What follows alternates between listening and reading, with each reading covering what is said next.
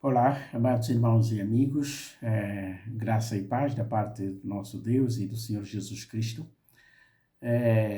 Estamos a refletir sobre a profecia de Isaías, no capítulo 53, sobre o servo sofredor, que o Novo Testamento claramente identifica como o Senhor Jesus Cristo, que veio a este mundo e deu a sua vida para resgatar os seus eleitos.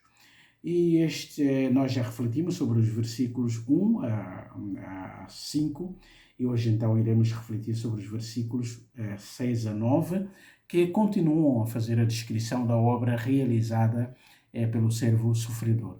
Este nosso tempo de meditação é intitulado 15 minutos de graça, de modo que dentro de 15 minutos possamos ter um tempo de meditação e de reflexão e também de oração a Deus pela bênção da sua revelação.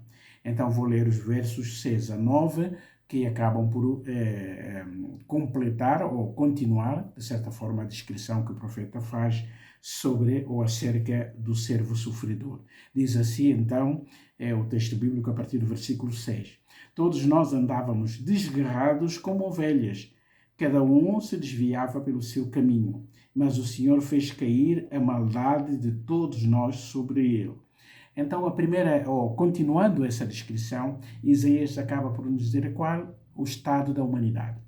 Portanto, se o Evangelho foi pregado e as pessoas não responderam positivamente ao poder de Deus, e se o servo sofredor veio a esta humanidade para resolver um problema que nenhum outro ser humano tinha sido capaz de resolver, então a questão é, mas qual é o estado da humanidade que precisou que o Filho de Deus viesse a este mundo, adquirisse a natureza humana para então resolver esse problema insolúvel, digamos assim, com as forças humanas. E o versículo 6 acaba por fazer uma descrição de todos nós. Não é? Diz, todos nós andávamos desgarrados como ovelhas e cada um se desviava pelo seu caminho. Esta metáfora bíblica é muito interessante. É quase que permanente no texto bíblico. A relação de Deus com o ser humano usando essa metáfora do pastor e das suas ovelhas. No Antigo Testamento, Deus se apresentou sempre como o bom pastor. Não é? O pastor que cuida as suas ovelhas, a nação de Israel, em termos particulares. Mas no Novo Testamento, o próprio Senhor Jesus Cristo, entre muitas metáforas que foram usadas, ele também se identificou como o pastor, o bom pastor que cuida das suas ovelhas. Portanto, todos os crentes acabam por ser considerados metaforicamente como ovelhas e o nosso Deus, na pessoa do Senhor Jesus Cristo, então como o bom pastor. Então, o texto bíblico acaba por descrever a nossa situação, não é? E todos aqueles que têm alguma informação sobre o mundo pastoril ou a realidade pastoril sabem que as ovelhas são os animais mais difíceis de serem cuidadas, digamos assim, não é? Assustam-se com muita facilidade, perdem-se com muita frequência e facilmente são, portanto, dominados pelos predadores, pelos animais que são predadores, leões, chacais, hienas e outro tipo de animais que são considerados predadores. E o texto bíblico diz que todos nós estávamos desgarrados como ovelhas que, portanto, que se desviavam, cada uma das ovelhas se desviava pelo seu próprio caminho. Ou seja, a humanidade é equiparada aqui há uma manada de ovelhas em pânico, em que cada um se desvia para o seu caminho e não sabe para onde vai, não sabe onde é que se encontra, não sabe onde está o pastor, portanto está totalmente perdida. E essa imagem é interessante porque mostra o estado espiritual de todo ser humano que não conhece o Senhor, que ainda não foi alcançado pela graça.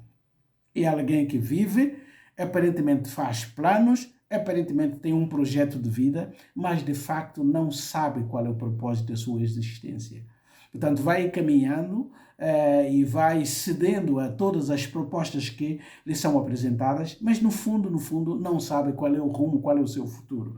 Portanto, não tem propósito. Essa é a metáfora que a Bíblia nos apresenta aqui. Mas diz em contraste, ou por contraste, diz aqui, mas o Senhor fez cair sobre ele a maldade de todos nós, ou a iniquidade de todos nós, como diz alguma versão ou outra versão. Portanto, e esse estado, digamos assim, de perdição dessas ovelhas é consequência da própria maldição, da própria vivência sem rumo, sem relação com o Criador, que por natureza acaba por ser o melhor orientador da vida.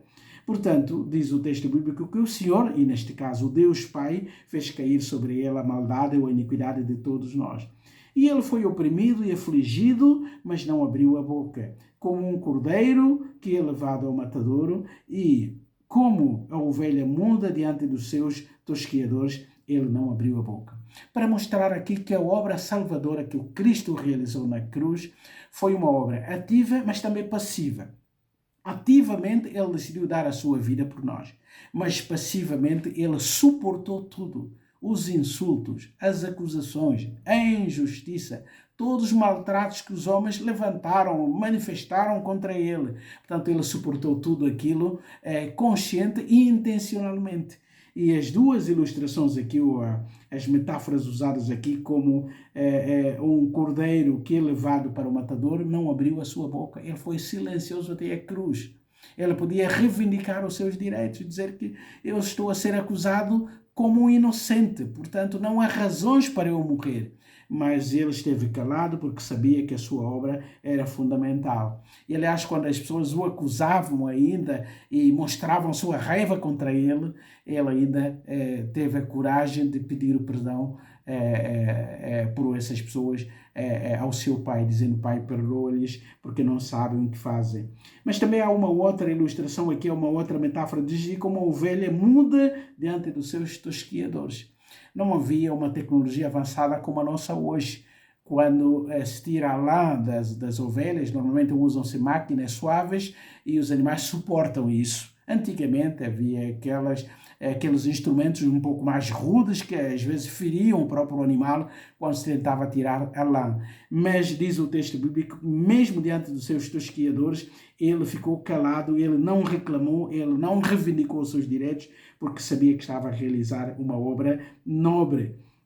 Diz o texto bíblico que foi levado por um juízo opressor e a sua descendência, quem a considerou? Ninguém teve em conta, ninguém se preocupou com o futuro deste homem. Ele era um alvo a bater, portanto, e a Bíblia pergunta qual é o resultado da sua vida, qual é a sua descendência. O que é que ele deixou, não é? Ninguém se importou. E o juízo que ele recebeu, ou o julgamento, foi injusto, porque acusaram-no de falsidades, de coisas que ele não disse, não afirmou e nem sequer praticou, não é? Portanto, o juízo foi um juízo parcial.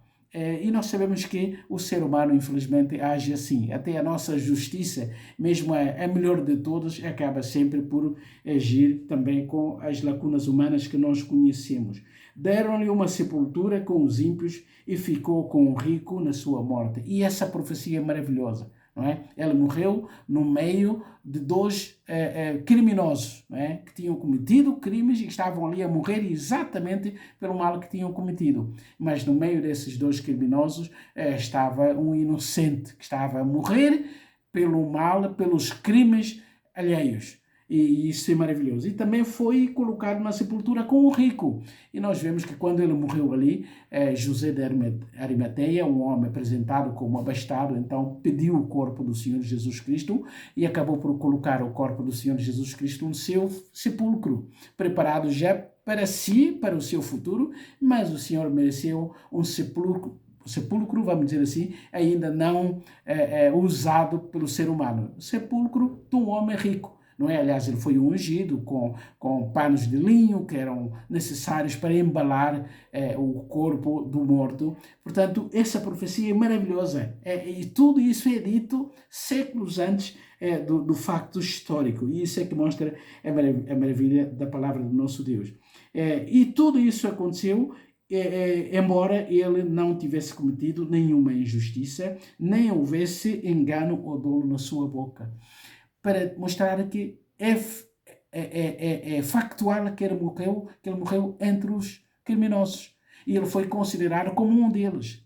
É claro que ele foi contado com os pecadores, mas ele nunca pecou, não é? Então, e a Bíblia acaba por fazer essa ressalva, dizendo que, embora ele fosse objeto de injustiça humana, ele não cometeu nenhum pecado, nem sequer proferiu algo que o pudesse condenar. Nunca houve uma palavra, digamos assim, indigna, injusta da sua boca. E isso é maravilhoso para aquele que vai morrer pelos pecadores. Esta é a segunda parte que Isaías relata ou retrata aqui para mostrar a obra do servo sofredor. Então a lição para todos nós é que nós somos ovelhas. O ser humano é uma ovelha que não sabe nem quem é, nem para que existe, nem para onde vai. Portanto, está totalmente perdido e assustado e vulnerável às mãos do inimigo principal, que é o diabo e Satanás. Portanto, a carne, o mundo e o pecado acabam por escravizar o ser humano e ele não sabe o que fazer. Aparentemente pensa que é feliz, mas sem Deus ele é um infeliz. E a Bíblia diz que esta é a condição do ser humano. Mas o Senhor Deus, para resolver essa situação vulnerável de fragilidade humana, acabou por enviar o seu Filho e ele então ocupou o nosso lugar. Por isso é que ele se manteve silencioso, mudo, calado, mesmo diante da injustiça humana, porque sabia que a sua obra era a única que podia trazer liberdade e libertação ao ser humano. E louvamos a Deus pela sua obra. Então, enquanto comemoramos esta quadra festiva ou este momento de comemoração da morte e da ressurreição do Senhor Jesus Cristo, de facto, as nossas mentes estejam concentradas na obra que Cristo realizou por nós e no amor do nosso Deus que enviou o seu Filho para que ele resolvesse o nosso problema. Em vez de ovelhas espalhadas pelo mundo, assustadas, perdidas, e ele é capaz de transformar as nossas vidas para que possamos conhecer o bom pastor e fixarmos o nosso olhar neste bom pastor e seguir as suas orientações. E assim a nossa vida encontra propósito e nós podemos viver vidas equilibradas e vidas com sentido. Que Deus ricamente abençoe as nossas vidas para a sua honra e para a sua glória, para a nossa edificação e para o nosso crescimento espiritual também. Para a sua honra e glória. Amém.